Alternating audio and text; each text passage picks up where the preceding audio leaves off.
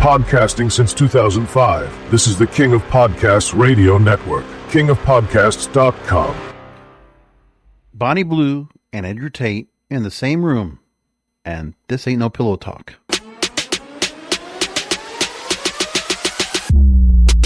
We're all a little depraved and debaucherous. Here is the King of Podcasts. Yes. Welcome to the Depraved and Debaucherous. This is King of Podcasts here with you. Thank you for joining me here on the program. I appreciate all of you joining me. We're going to talk about the recent interview on the Disruptors podcast.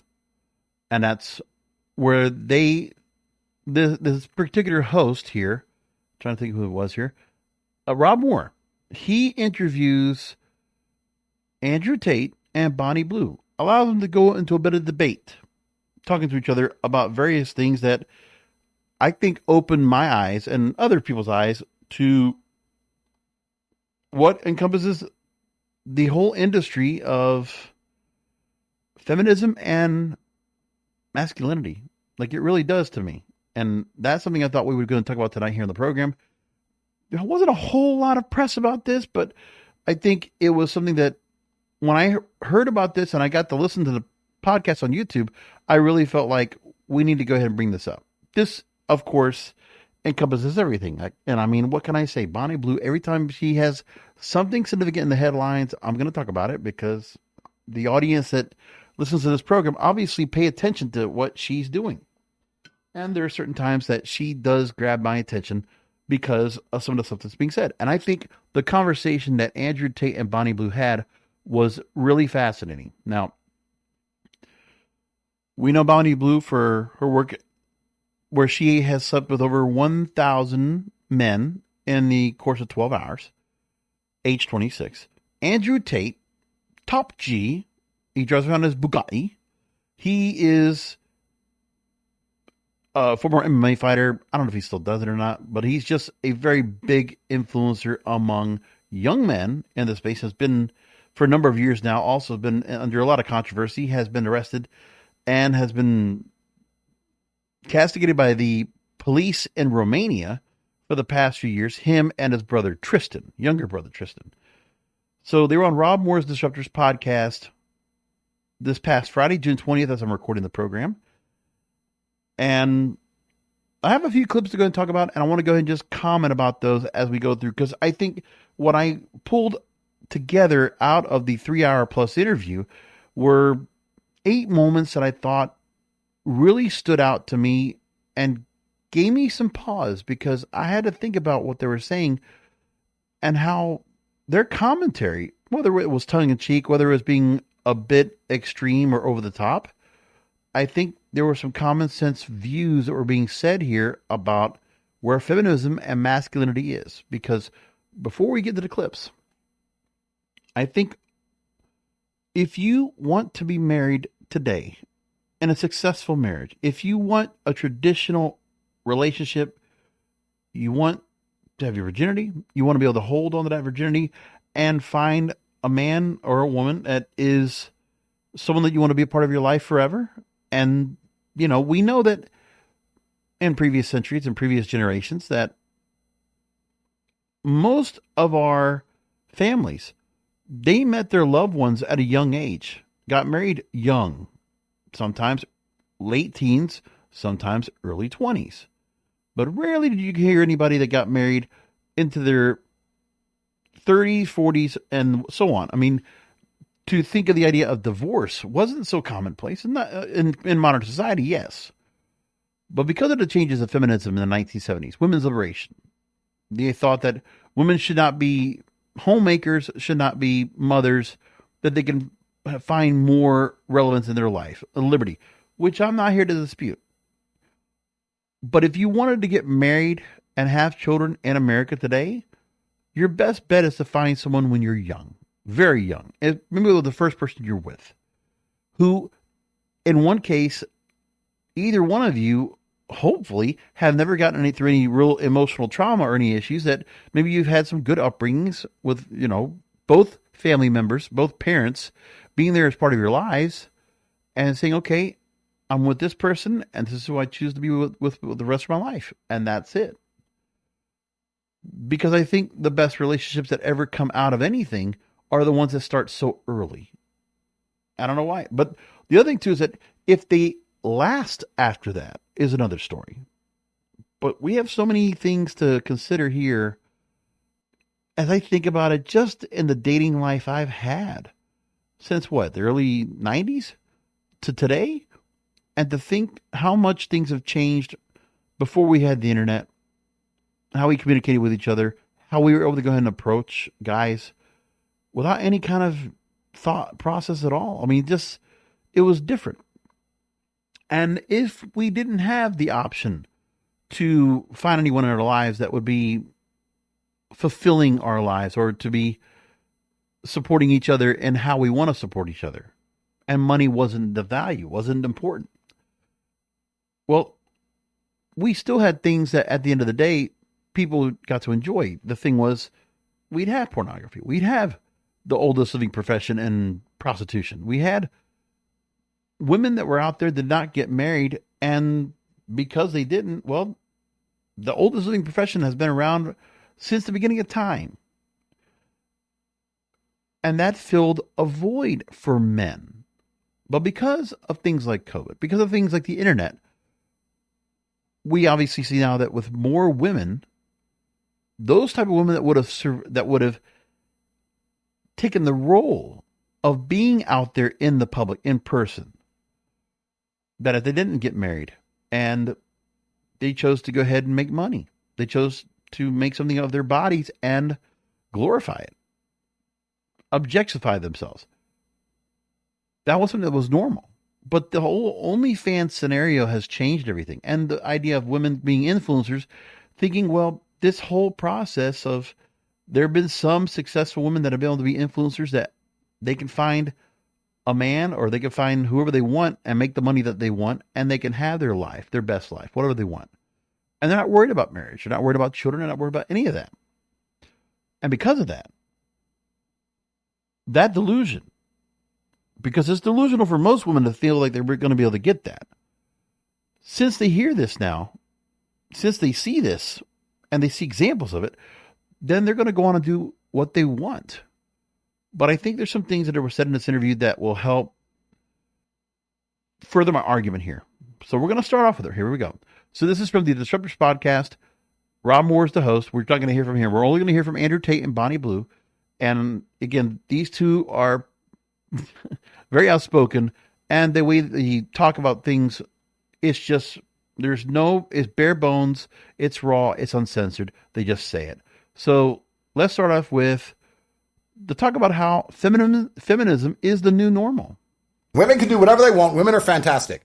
We live in this great society now where women are girl bosses and better than us, while also are equals at everything, while also everything they do they regret was a man's fault somehow. As Bonnie described, they were tricked into it. So we live in this impossible situation where a man can't possibly win anyway, no matter what opinion he has. But I'm just saying it would be unprofessional and hypocritical of me to sit here and think that Bonnie is doing anything different or anything bad or anything wrong when she does the same thing 99.9% of Western women do anyway. Okay, so Bonnie... Okay. Now, that's a very blanket statement. But I want to go ahead and put a little context to it, because he's going to put context into it from the other clips I play. Because of where feminism has taken us and how women are able to go ahead and just be modern, independent, free, sexually liberated, that they can do what they want, that we might as well just accept it as a new normal. What Andrew's saying about the fact that most women are doing it for money anyway, well, because we know that there might be relationships and there might be actual romance and intimacy that might be part of relationships. But how many times do you see now of young men and women? We're talking about teens, 20s, 30s, right? Basically that age group, men and women. How often are you seeing women, with the exception of those, like I said, that were legitimately, sincerely into relationships based on love and not money? As I said, sex, love, and money. Remember a couple weeks ago I talked about that. That's really where we are in the state of sex, love, and money. So right now, women want to have sex the way they want to have sex, in this delusional set that they want to have somebody that they will only open up for a guy that has a certain amount of in their bank account, a certain look, a certain size, a certain girth. That's what they want. And there's only a small percentage of guys that fit that role. So you're only getting satisfied by, and you're also just romping around with the same guy that's just getting over and over and over. He's got a plethora of women to go and deal with, and he's not going to care. So you're not going to get anything from it. So 95% of the guys are going to be left out and isolated. But you can't deny that, you know, when he talks about Bonnie Blue and the fact that she's sexually liberated, but the thing is for her is that she's living the part of being the whore. She's at least admitting it. Because for some women, you know, they want to be financially supported, and it might not come in the way where you think, well, like, okay, it's pay for play. You might not look at it that way. You might try to create the perception that it isn't that way, but it is. And that's what Andrew Tate's making the point of. Bonnie Blue also adds a little bit into this as well. One extreme to the next. You get the women like me that are just sluts, and then you get the others that are lazy and won't even get on their knees and give a blowjob. And they're sluts too. No, but this is the thing. They're sluts too. They're just sluts for a different guy, or they were sluts for their ex, and they're not sluts for the new guy. This is crass. Listen, the way they're saying it, but if you just dig into what the real meaning is, women are not enjoying the partnerships they're in or the relationships that they're in. I mean, there's something about when we do get into relationships or we do get into marriage, are people really enjoying their company? Like, you're still seeing some of those people that are out together that, you know, opposites attract, or something happens where men and women can be in love. And that's also couples that could be gay or lesbian also the same way. But it still comes down to the fact that, are people really in it for the right reasons? And then if they're not in it for the right reasons, then why are they prolonging the inevitable? Because they're getting something from it financially. And that's what they're talking about here. Okay, let's go to the next clip. Now, the end result of feminism. And this is a long take that Andrew Tate makes here. Let's go ahead and play this real quick. Sit here and try and lecture you about it. I don't understand why men sit here and say you shouldn't do it. It's your body, your choice, right? This is the world we now live in. This is the end result of feminism. You are the perfect end result of feminism.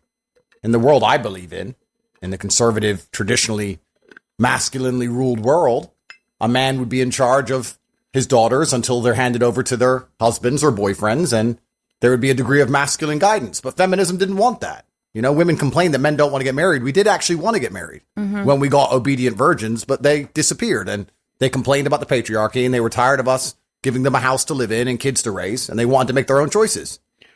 That's an extreme take, but I will go and put a little more leniency into what he's saying, because I think we would be acceptable to marry women that have lower body counts. And the same way, women should expect lower body counts of the men that they're with. But it's also that part where women don't want to be submissive or be supported, just like he's saying.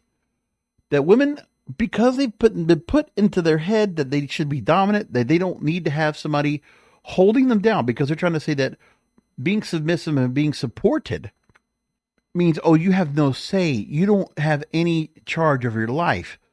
You're a slut in your own mind, and that's it. It's like, why can't you do things for yourself? You're equal just like a man. So why would you let somebody just take you and make you their slave, basically, is what they're trying to say. Make you their maid. But I think Andrew Tate makes the point here. It might be an extreme way to take it, but what Bonnie Blue's doing right now is she is objectifying what other women are looking to do. Sophie Rain's no different. We talked about that a couple weeks ago. Is that these kind of women on OnlyFans, these influencers that are sexualizing themselves, that are objectifying themselves.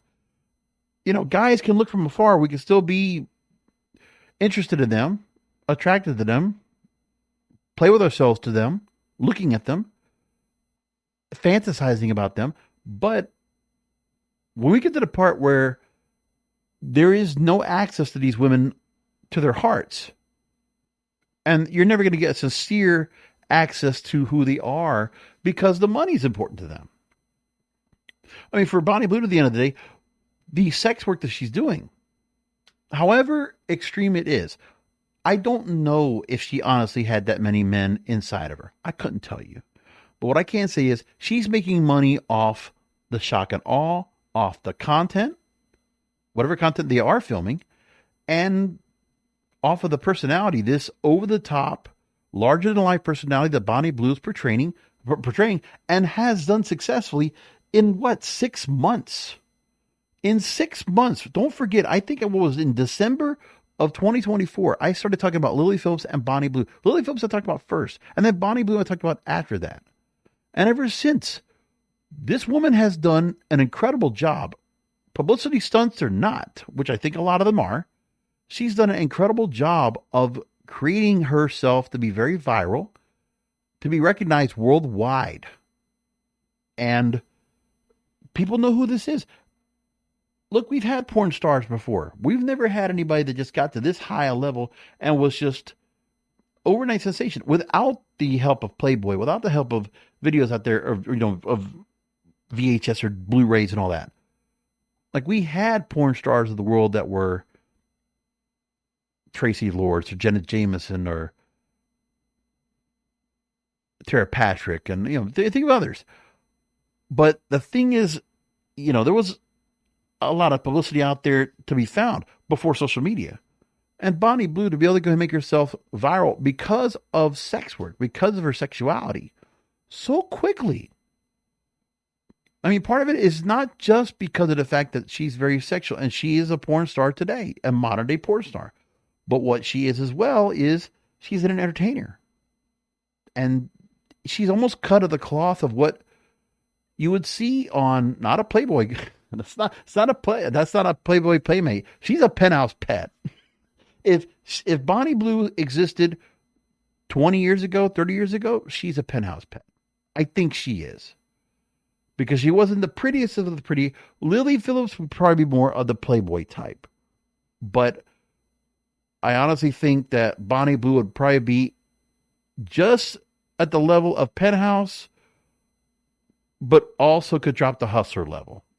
If you know what I'm talking about, there is a level of, there was like a barrier, a hierarchy of, glamorous, yet sexy, yet provocative, yet very sexual, and very raunchy. There is a level to all this. And I think there's something to be said about that Bonnie Blue has portrayed herself in a way that this is how far you can go with feminism. Because right now, a lot of women that got into this kind of space in the first place was because they wanted to be liberated. They didn't want to be held down. They wanted to go and do their own thing. Because that's what she is doing. She's completely independent of her own. And she's not having to go through and think she needs to prove herself by some business acumen. She tried to do that and she didn't like it. She thought about being supported by a man and she didn't do it. Didn't want to do it anymore. She wanted to live her own life under her own terms, and she has a very ravenous sexual appetite. So she chose to go the porn star route, and OnlyFans was a great avenue for her to do that. And now she's bigger than OnlyFans. She doesn't need OnlyFans. She can put her own site up. She has other routes to do her social media run so that she can still be in the public, and people will still be able to go ahead and follow along with her every day. As long as they want. And she has a way probably to still have people pay for her content. So she continues to be supported by a larger group. So it's a win-win for her. More from Andrew Tate and Bonnie Blue. Let's go to this other part of the clip here about the end result of feminism. So she's making her own choice. That's a fantastic thing. I actually have a lot of respect for you because you own it and you're honest about it. What if it was your daughter? Well, that won't happen. But she's her own person. I never said my daughter's her own person. I said women want to be their own people. But my point is, there's so many women who go to Magaluf. Right, that's in Spain, where they just want to go out and just go ahead and fool around and have sex, random sex if they want to, freewheeling sex if they want to. Who knows? But for her sake, Bonnie Blue decided to go, and listen, she has support of her parents. I don't know. I'm not sure what to think about that. But what Andrew Tate's saying about now, if potentially he had daughters, that he's not going to let his daughters get into that route. But that's going to be tougher and tougher every day to go and try to keep that under control, if that could even happen today. And I don't know if it can, because right now we're at a point where family structure, we don't have a mother and father in every family out there for all these girls to be protected, to be coddled, to see two role models as to how they're supposed to live their lives. They don't have that. And like I said before, how many times do we see women that get stuck in toxic relationships? Young women that will get in toxic relationships and it just becomes a pattern. And who knows what other things they might have happen to them. If they get SA'd, if they get something else where they're molested, who knows? Who knows what kind of emotional trauma they're holding on to that they can't seek out therapy. They can't find anyone to go ahead and help them. Or they're not willing to go ahead and be able to accept and confront what's happening to them. They try to hold on to it, bury it deep down inside, put it in the back of their mind, and try to move on. And so many women think that that's the route to go. Listen, if that's their choice, that's their choice. But I wish that women could be healed of all this. Find an emotional rescue. But it's something that you're not going to get. But because of feminism, we don't have the family structure anymore. We don't have a lot of families out there, unless they're single parents, and that's not helpful either. You only can do so much for a single parent to go ahead and live and portray the best part of what a mother and father can be to a child. They don't have that. So Andrew goes on and tells more about that, about how feminism ruined families. The construct of society that made family function was women were obedient virgins and they found a man who provided for them and they listened to that man. Women have then said, we don't like the patriarchy. We're tired of being provided for. We're tired of being taken care of. We don't want to listen to anybody. We want to make our own decisions. That was women and feminism that ended the traditional family unit. And now women can make their own decisions. So I'm glad that Bonnie's making her own decision. Yeah, I'm but not here to people tell you not to say, do it. I take women back 100 years. I'm like, no, I'm the clear example of how to be empowered. I use my body. I do what I want, when I want. And this is the thing you've been banging on about for years. And when I get hate, like when I click on the comments of these women that are like, oh, you're taking us back 100 years, then in their bio it says stay-at-home mom of two. I'm thinking, what the fuck was you rooting for? That's because right. you have just stayed That's at right, home. Bonnie. See, this is the future. Yeah. This is the future. This is fantastic. It's exactly what Western society is headed to. I mean, I can't dispute that. I can absolutely agree with what you're trying to say. Now, listen, he says obedient virgins. Again, that's an extreme. But he's going to go that route. I'm not going to go that route. We obviously are much more acceptable people. Men out there, we have room to go ahead and say, listen, we're not perfect. They're not perfect. So we take the person who's going to be best fit for our lives. And that's fine. But when she talks about the fact that because of the construct of feminism, of women being told over and over that because of bad experiences, that maybe some of the older generations, okay, of some of the family members that the women have encountered, of course, they're going to listen to someone that's more maternal that might have gone through being a mother and having children and also going through marriage. And unfortunately, if their experiences are bad, they're going to pass on those bad experiences and give a bad slant to marriage. And that's not good. But it is something that's being done where, because of the choices that a woman might have made from an earlier point of feminism, we're seeing that whatever kind of thinking there has been for women that's been passed down to women is getting worse. Because we're getting less and less people married. We're seeing less and less men and women having children.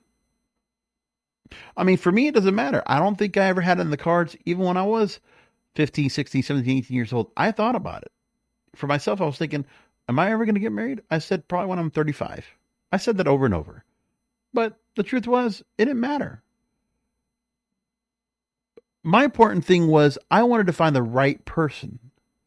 And of course, there's reasons why that never happened. And I accept that. And that's okay.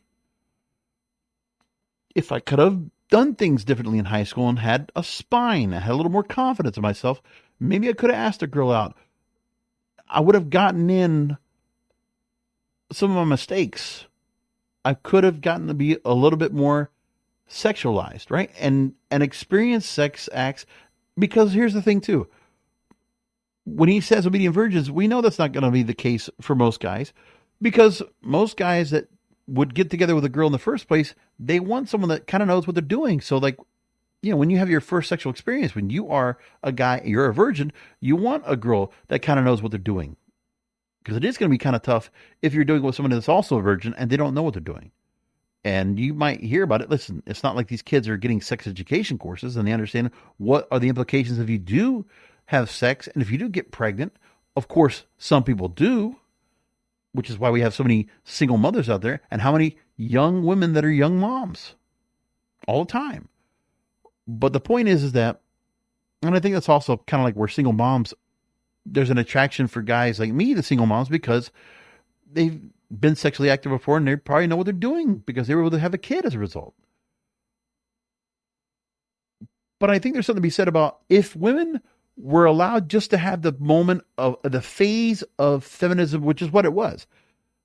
Because as we were growing up, what really happened more, let's say 70s, 80s, 90s, is that women had their rite of passage. You know, feminism caused where women didn't want to just go right into marriage. No, they're not going to do what their parents or grandparents did, or the great-grandparents. They wanted to live life. So what it used to be was a phase of us like adventure. Oh, I'm going to have my time of adventure in my 20s. I want to go out. I'm going to screw with any guy I want. I'm going to get drunk, go get depraved and debaucherous. That was their phase. There used to be a phase. That's what college was for. College, you go, you get drunk, you go to frat parties, you hit whatever clubs you want, you go to whatever kind of things you want, hit a kegger, and go have sex and just have a fun time and just go out there and have fun. Spring break, what was that for? Again, rite of passage. You got there to get laid. You got there to get drunk, get high, do your thing. But we've gotten to the point where it's not just a phase anymore. The adventurous phase now for women wants to be extended to their lifetime. They want the party to never end. They want to be able to go ahead and live with the designer fashions, with the designer bags. They want to be able to get made up, get the clothes they want, go out and party or go get mimosas or go to brunch or whatever they want. They want to go jet set and travel. And there should be any guy that should be happy to go and have, because of their pretty privilege, that they should go ahead and be wine and dine wherever they want. And if they find a guy they're feeling attracted to, they'll have sex with him whatever they want. And that guy will just get whoever they want, as much as they want. So a lot of guys will get left out. But that's what happened. What used to be an adventure phase, a whole phase, basically, now it's extended to a lifetime. That's not good for society, but that's where we are now.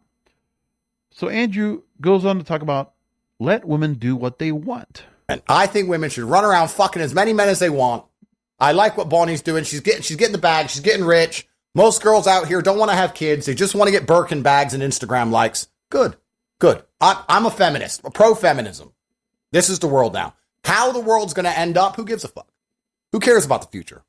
Doesn't matter. See, women go around, use sex to their advantage, but then are happy to cry about it straight away. Saying, oh, he took advantage of me. And it's like, you're the one that wanted to do sex to have like the job promotion, or you're the one that wanted to have sex to get more attention or try and be more liked. But then they cry about it. And that's what I get frustrated about. And even with porn stars, like people in my industry, they'll do this for a few years, get the money, get the boob jobs, get the house. And then suddenly they go, oh my God, I was forced into the industry. Oh my God, someone took all my money. Have you ever considered a job as a lawyer? Because No. I could do with you. See, great points there by Bonnie. Listen, that now women just don't want to have sex just to have sex. They now see the phases change. So the hoe phase, the freewheeling phase, go out and get out all your whore-like things, right? Before you decide to go ahead and settle down, right? Go sow your oats before you settle down. That used to be a thing. But now we're at the point where women have figured out a way to go ahead and extend it all the way through. So from going through the adventure phase to then being able to go ahead and be a victim and say, oh, I can't believe I did all this. And then they change themselves and become sanctimonious or hypocritical and decide to go ahead and say that they regret what they did, which is now such a new thing to be done. People will be regretful if it makes them money, if it gives them more success, if it lengthens the ride, the adventure, then women will continue to go that route. That's exactly what it is. Let women do what they want. And then Bonnie makes the point where she's just doing what she wants because that's what she wants to do. That's her choice. And there are women that used to just have that choice, and if they're just going to have free willing sex and just be a whore and just go ahead and, screw with whatever guy they want, they would. But there's not that many women around anymore like that. Because now we have women that they want to go through, it's almost like a drug addiction. They'll go through, and then they'll go through the rehab phase. And they become this other person of somebody that we don't even know who they are anymore. Like, it was one thing to go ahead and find a girl that, if you got to get to know her and you were in the friend zone. I'm sure some of you guys that have been friend zoned before have heard this before. How they'll talk about their sexual escapades, or they'll talk about the men that they screwed around with. But they don't want to do it with you because they've changed, right? They'll say who they were before, and you're excited because that's the girl that you were looking for. When you saw her the first time, that's who you wanted.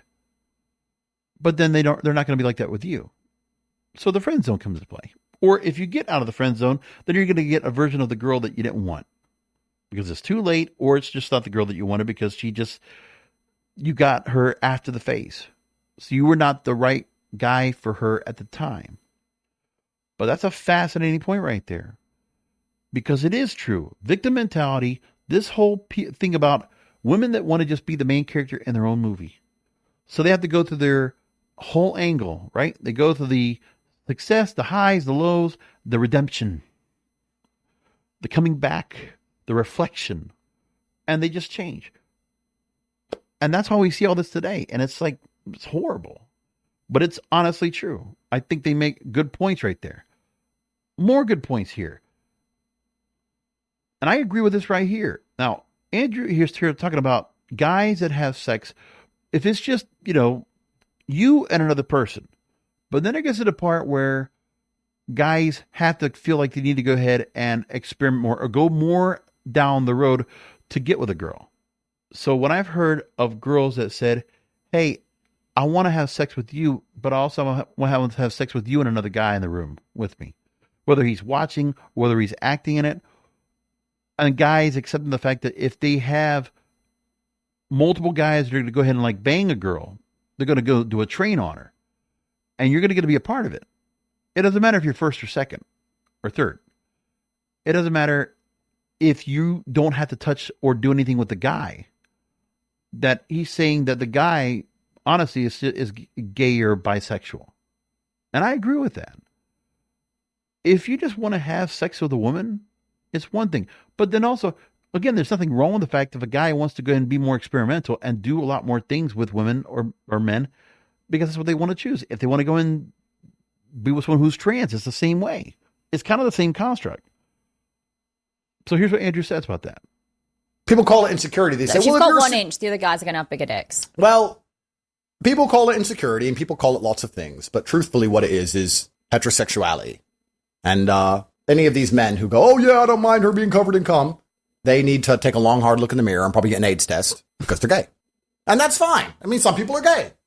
But you can be gay. You can have gay sex with a woman. Of course you can. I mean, the point of having sex with a woman is you're pregnant, by and large. I'd argue that being horny in general is kind of gay. To be like, I'm so horny. Like, I'm a full-grown man. I'm so horny. I'm so horny. Like, who? Yeah, but to me, gay's fucking another guy. No. Gay's doing gay shit, bro. Gay's having sex with a woman without the intention of impregnating her. Having sex with a woman who's covered in cum. Fucking all this is just gay sex. It's all gay. Have sex with a woman and have a child. What? So you only have sex on ovulation day? It's not about that, but there has to be a chance. So you're gay. There has to be a. All right. So in that back and forth, I think there's something to be said about for the woman that's going to be gay or it's going to be bisexual, but if she has a menage a trois and it's two women in the same room. But we always have where guys will be more acceptable of that because if the women want to go and do something with each other, it's like a Rodney Dangerfield joke, right? It's like, oh, I want to have two women in the room so they have, if something happens to me, they have each other to play with, right? That kind of joke. The thing is that when guys have to go farther past just being monogamous, and also the fact that you're just having sex without the recourse of thinking, well, if I'm going to have sex with her, yeah, I might have a kid with her. So I might just bareback it. It doesn't matter. I mean, now the exception, of course, is I think if a guy is wearing a condom or a woman is having birth control and, they want to have they want to have sex where there's not going to be any children involved. I don't think there's anything gay or bi about that. But I do think multiple partners in the room and guys where they could be put in situations where they're going to be doing something where if they have the demand in there, or who knows, man, it's like there's something to be said about it going into more gay or bisexual territory. It's not a bad thing, but it is, I think you can kind of open up the door to describing it that way. But if you can't just enjoy the company of being monogamous with just the opposite sex, and you got to have more, that's okay. You can be more sexually active. I'm not saying anything about that, but that's not masculine. That's a little bit more than that. And that's what was being mentioned right here. All right, next clip. Women are still doing sex work. So Bonnie and Andrew here, they make the point about that even if they're not going full-blown Bonnie Blue here, where she's blowing, 1,057 guys in 12 hours, it doesn't matter. Women are still acting like sex workers in some way, shape, or form. And here's how they said. $1 million to find a woman who ain't living off a man. Because that is sex work. You giving sex and she's giving you money. That's the game. I tweeted It's actually so true. I've never thought of it like that. I tweeted this. When people are boyfriend and girlfriends, it's the majority sex work. of the time, they do a low-paid job. They've not got the education to do anything better. So, and they're having sex with the partners, keep them interested. The partner's paying the bills. It's a sex work with one client. 100%. Transactional. Look, friends with benefits, I would imagine at the end of the day, is still transactional. It's pay for play. And for some of us, we don't want to go and feel like that's actually what's happening, but it is. But I think they make a clear point right here. And I think it is exactly like that. That we do have relationships that are pay for play. Look, guys, you know that you might have to do some things where you have to get dressed. You have to look a certain part. So you got to go and spend a little extra money on yourself to make sure you look the part for the girl to impress. Where she might want to go or where you're going to take her, you need to make sure it's something impressive. So for the impression alone, you're going to be spending more, which that's an investment. But at the end of the day, if you break it down, there is some cases where I can still feel like that some men and women together are being transactional. And either which way, even if a woman is just only being with that one man, yeah, she's servicing him. It's still somewhat like sex work, but on an individual basis. Now, it might be a little bit more than an escort, more than a prostitute. But, I mean, if you didn't have that impression, if you didn't have the courting of being wine or dine, if you didn't have all that, I mean, I think that's just a normal relationship. But when there's money involved and there's money that needs to be added in to help to enhance a relationship or to give the right impression of a relationship, and now we're at the point where women will say, like, there's just certain things they won't go to do. When women will complain about the fact that, you remember, what was it, last year, year before, women said, oh, I don't want to go to the Cheesecake Factory. That's not a place to date. You need to take me somewhere better than that. It's a delusional thing, but what's happening is we're getting more of that kind of talk because then women are thinking that's what they're supposed to be doing, right? You can't just do a Starbucks coffee date. You can't just do that. Anyway, more for these two. Let's go and get into it. I said this, I tweeted it, and the whole world lost its mind because you know me. I'm a provocateur. But I said, yeah, women are sex workers. You can either have a bunch of customers with OnlyFans, or you can have one customer called a husband or boyfriend. Or you can be ugly, and unfortunately then you got to get a job. But if you're pretty enough, you don't do that. You find a boyfriend, or a husband, or a sugar daddy, whatever you want to call him, and he's paying your bills. Go to Saint-Tropez, Monaco, Cannes, go to Miami, go to Dubai, go to Hong Kong, go to any of these cities and find a beautiful woman and ask her job. She either doesn't work because her boyfriend takes care of her, or she has some bullshit vanity. Okay, now in this part here, and I live near Miami, so I can kind of attest to what all this is being said. I'm not disputing the fact that if women want to go and do this anyway, that's okay. But there's also something to be said where if women would be willing to not look at money as the end-all be-all of a relationship, if the value of the relationship is based on how many dollars are spent or invested on her, or in what they're doing with her partner, or as a couple. Like for a husband, okay, I mean, it comes down to like, if you ever heard the phrase that, you can still have no money and still have love because love is more important, more valuable than money. How many of these women could actually say that? Could actually say, oh, it doesn't matter what we do or how we live. All we need to do is love each other. And I'll always love you no matter what. I mean, how many women actually pay attention to the vows? It's like, they vowed to be with that partner in sickness and health, for rich or poor. They don't pay attention to that.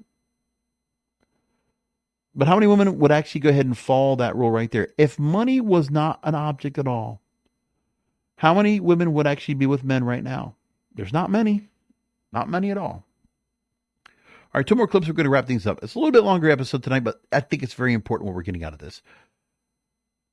And Bonnie Blue, who has been very vocal, and with what she's been doing right now, and Lily Phillips to another level, a different level, not so much, is that they are targeting younger boys. And for Bonnie Blue, she's trying to go after virgins or young men herself, because she wants to be the arbiter of helping a man help a boy become a man. She wants to help him get to that other level of manhood.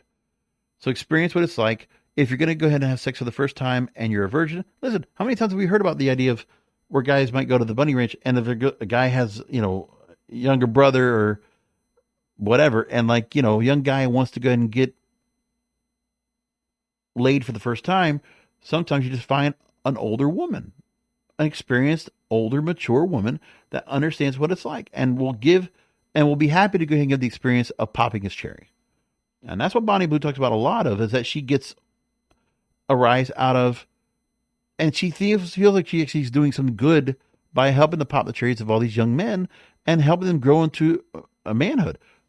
And I think this point is very important, because when I thought about this, I was thinking, damn, imagine how many guys that went through the rite of passage that the first time they got with a girl and lost their virginity years ago, it was to an older woman, or it was a mature woman that knew how to have sex. There's a reason why younger guys will get themselves kind of accustomed to going after women that are a little bit older. I know I did. In my 20s, I definitely went after women in my 40s and 50s that I was attracted to.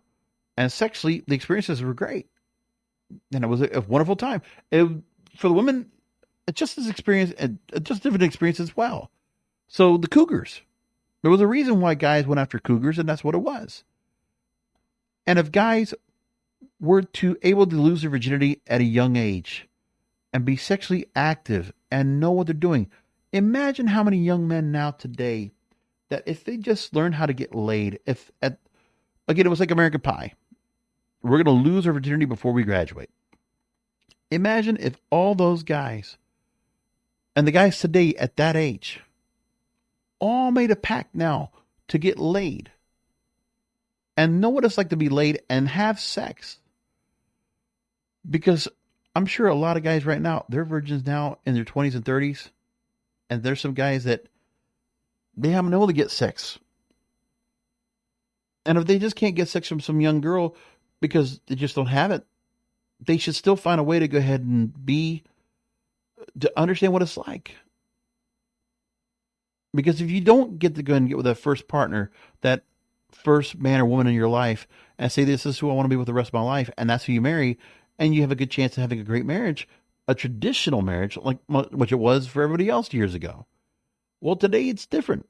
The times have changed. So one thing I think it could still be brought back, right? Just like I talked about the dating game can be brought back, that we can still have it where women could serve the role to young boys and show them what it's like to have sex, and just at least finally have the chance to say, hey, you know what? That's what brothels are for. That's what prostitution's for. That's what all that's for. Is that guys used to go ahead and find some place that they want to get laid. If they at least got that, we would all be satisfied. I mean, right now, guys are able to kind of like move around and maneuver themselves without sex. Because if we're not dating, we're not having sex at all. Because I'm sure with some of the guys you hear about that they don't approach women anymore, if they're just going off and do their own thing, oh, they watch video games or, They watch sports, or they're just hanging out with the guys. They're just doing something else. They're not even trying to get together with girls anymore. It's not like they're getting laid somewhere else, because the options of going out of the normal routes you would go to go and get laid, there aren't those kind of girls out there that'll just go and give it up. You don't have prostitutes out there on the street. You don't have so many massage parlors you can go to, or other kind of salons that will do the same thing. Or you don't have girls that are just like the loose kind of, just like, they just want to have sex. They just want to enjoy the company of men. They're just going to have it. Now, I wouldn't want to be a part of getting together with them, the same day they had somebody else, or at least not think about it like that, I guess. It goes back to the original scenario, right? So if you're going after a prostitute, then it means that girl's probably had a bunch of guys in her that day, and then you're going to go with it. Then you could be considered gay or bisexual as well, right? In the same scenario, I guess. But it shouldn't have to be that way. But I think there has to be some compromise, some middle ground where guys, if they just got a chance to learn to be laid, if they know what it's like, and at least have that experience, have the cherry pop, and realize where it is. I wish that could have happened to me sooner. I had to wait till I was 30 years old. I'm not afraid to say that. 30 years old. I never talk about the story on this program because it wasn't that interesting. I enjoyed it. The girl that I was with, she was a little bit younger than me, but the thing was, when she knew I was a virgin, she's like, well, she wanted to take that from me, and it wasn't about money, and it wasn't about anything like that. And I thought the experience was wonderful. And I got to see her a few more times, but yeah, it just faded out. But it was good. So I don't regret the fact that she was my first. And I don't make a big deal of being my first, of who would be my first. Especially by that point, by that age, it didn't matter. But I think there's something to be said about what they're saying right there, which I'm going to play right now, Bonnie, talking about this, that young boys should experience sex. Again, it's an extreme take, but take into some context and realize there's some common sense being said here. Haven't lost their virginity. They haven't been having sex. So I love lying there and saying, look, do whatever you want to me, trial and error. And if anything, I'm protecting women, because then the next girl they sleep with, they know how to choke properly. They know how to slap. They know how to fuck, and they know how to pleasure her. And also I give them such a safe environment. If you had an 18-year-old son, would you send him to me on his 18th birthday? There's something to be said. This should not be the norm. But if you want to make sure that young men don't become narcissistic, manipulative, controlling, toxic, then let them know what it's like to do something that comes natural to them. Have sex with a woman. Let them figure out what it is. I'll tell you like this too. And again, I'm not here to dispute how people live their lives or not. But I think if somebody wanted to go ahead and choose their preference, how to live their life, their lifestyle, okay, they want to be with men, they want to be transgender, whatever. I would at least like to hope that men and women in their original biological, how they were born, they at least try one time to see if they experience the opposite sex, that they would enjoy it or not. And if they don't, okay, then go ahead and do what you're going to do. But I honestly think if men, before they choose to go ahead and live a different lifestyle, or women the same way, that at least, okay, but like this, if women, they have bad experiences with men and they decide to go and become lesbian, okay, they did it. They at least, they tried. And for whatever reason, it didn't work out for them. And it's unfortunate if it was something because the guy did something wrong. I feel sorry for them. But the thing is, they'll make their choices as they want. But I think if at least the first time you try, you at least try to experience what it's like to be with the opposite sex in a conventional monogamous type of scenario sexually. And if it's not for you, okay, don't try it again. Do what you want. Find what fits you, what fits your fancy, what makes you feel good, what turns you on. Totally fine. But I would hope that at least something like that could happen. I don't think that's a controversial take. I don't think it's outside of the scope. You tell me if I'm wrong. But if I'm at the point at 18 years old and I haven't been able to get to any girl, I don't think at 18 years old I would go right to the rite of passage. I would think that the guy at that age would at least try a few times to get to somebody. And honestly, by the time you get to college, if you have not been able to get laid by that point, and it's something that you just feel you need to go ahead and experience, then yeah, you go find a girl that has the experience that is willing to go ahead and, to help you there. I think in a way, it's kind of endearing that a woman wants to go ahead and be there for a guy and just have sex, and there's nothing involved. It's just for the fact of bringing that boy to manhood at a reasonable age. I don't think there's anything wrong with that. More for the clip here. No. Okay, so your son will probably lose his virginity after going to a club. He's probably been drinking. The girl might have done drugs. They then go back to some hotel or parents' house. I don't think whatever. I'm raising him that way. Okay, Yeah. but regardless. What about if he falls in love and loses his virginity to someone he loves? And what if the world becomes a really happy place? It's unrealistic. When people lose their virginity, it's probably after a night out. So it's more realistic I send my son to you.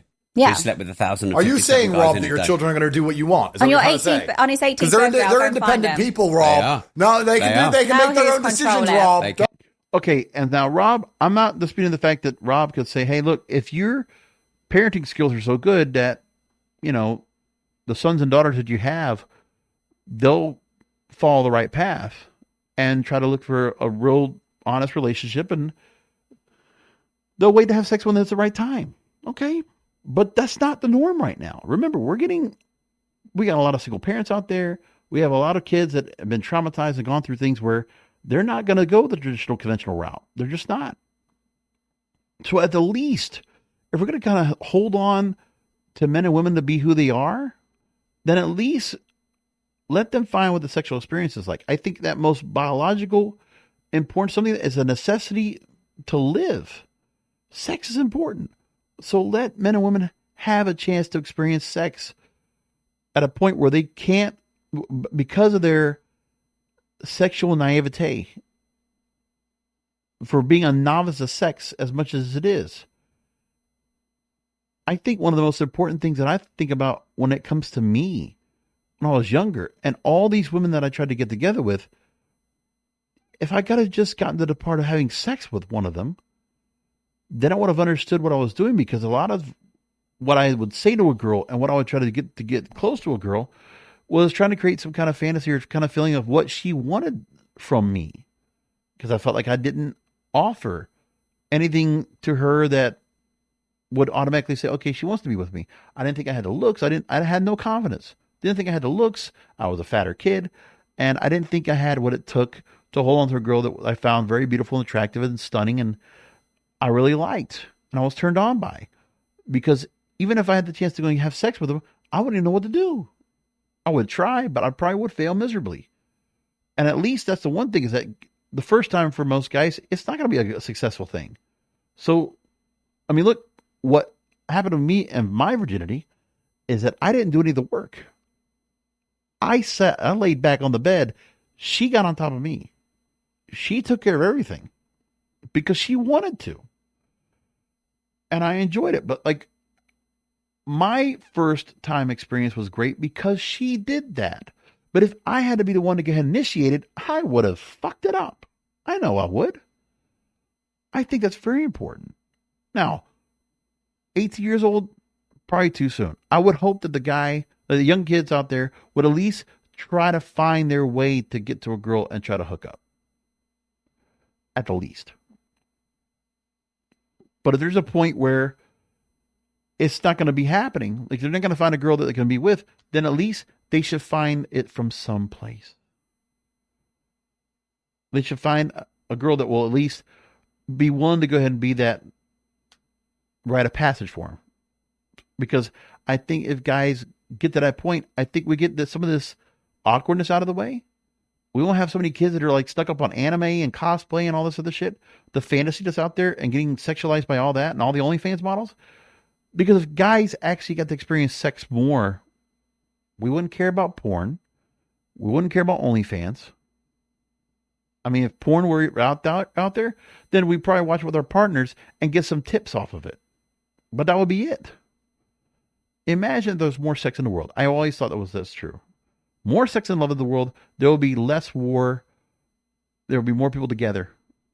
And people will be a lot happier, I think, at least in that respect. Maybe that will not fix all the problems of the world.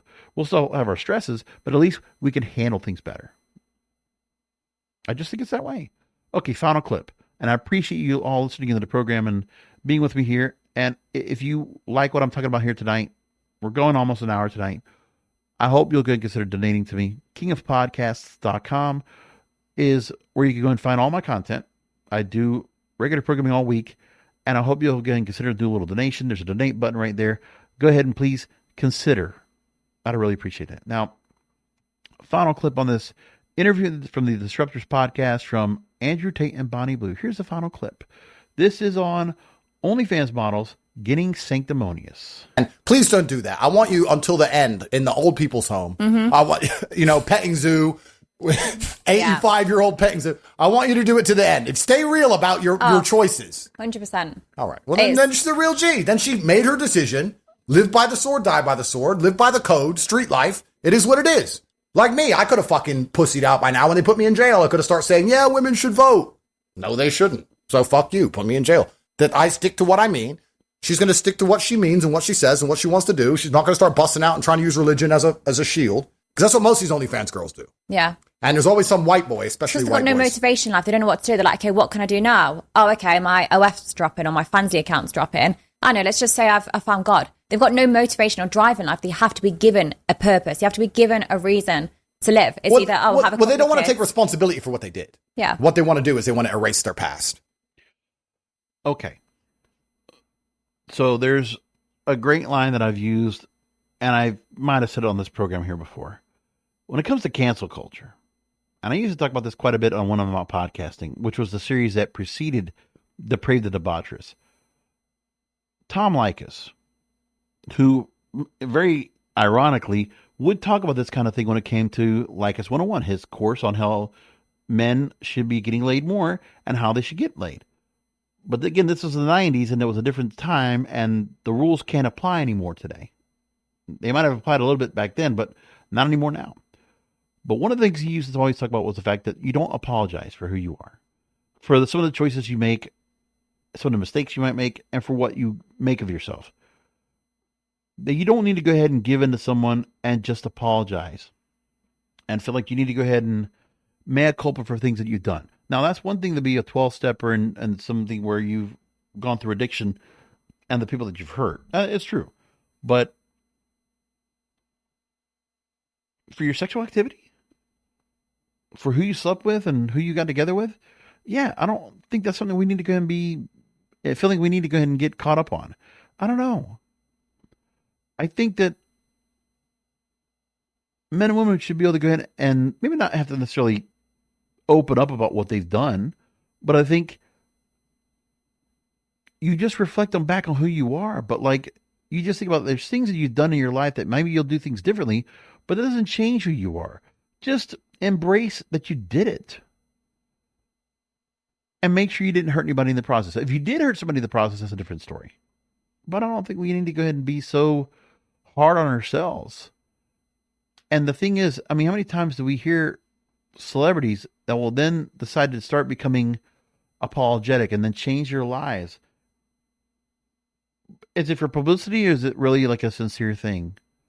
And I talked about Howard Stern before and for his decision to go ahead and take away everything that he said and the things that he did to women on his radio show and take all that kind of persona that he made and regret it altogether. What made him a star, what made him millions upon millions of dollars. And to think that, oh, this is going to be something I'm going to do right now because I need to placate. I need to go ahead and, regret what I did. If you want to have confessions, you can go find a priest. Okay? You can confess to other family members, whatever. But like to go make it public like this, yeah, I don't buy it. And I don't like people that do apologies public like that. I just don't like it. I don't care how sincere it is. It doesn't settle well for me sometimes. And for some people, it might be different. I mean, they have to feel like they got to do it. That's fine. But if you really hurt somebody, yes, you have to apologize. You need to feel sorry and you need to feel regret for what you did. But if you lived a life that you feel like you regret what you did, okay, well, that's upon you. And, you grow up to be a better person. But you shouldn't get yourself all caught up and upset, the fact that Maybe things didn't work out with you the way they did, right? And you might have been out there before women that might have been very whorish-like, right? And you might have had a reputation. But not everybody's going to know what that is, right? You could change. But first of all, you can't do anything about that now. You go on and do what your life is going to be like now anyway. But for the younger people, just make it just a phase where you're being depraved and debaucherous.